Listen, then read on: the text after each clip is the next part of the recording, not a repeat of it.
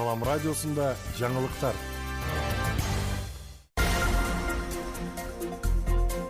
Саламатсыз бардактуу угарман жана көрүүчү, эфирде жаңылыктар чыгарылышы, аны мен Жасмина Сайдиманова тааныштырам.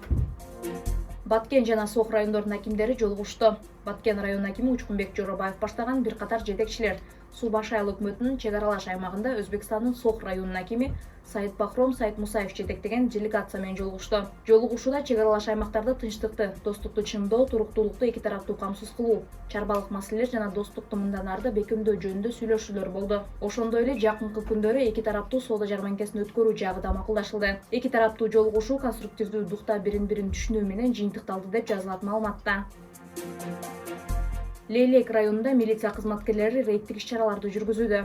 Лейлек райондук милициясы район аймагында укук тартип жана арсенал рейдтик иш-чараларын уюштуруп, анын негизинде жарандарга кылмыштуулуктун алдын алуу жана укук бузууларга жол бербөө багытында түшүндүрүү иштерин жүргүзүүдө. Облустук милициядан билдиришкендей, милициянын көчмө кабылдамасы менен Разаков шаарындагы борбордук базарларда элге сервистик тейлөөлөрдү көрсөтүп, кайрылган 4 жаранга юридикалык кеңештерди берди. Ал эми укук бузуулар жөнүндө кодекстин негизинде 2 тургунга протоколдор толтурулуп, айыппулдар салынды.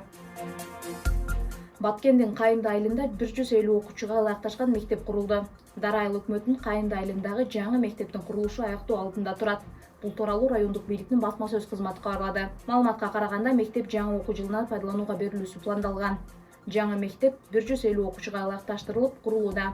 Анын сметалык баасы 90 миллион сомдон ашуун. Мектеп курулуп бүтсө, анда 195 окуучу билим алат. Күндүн маанилүү чыгарылыштары мына ушулар болду. Кийинки эфирден амандашканча саламыңыз түз болсун.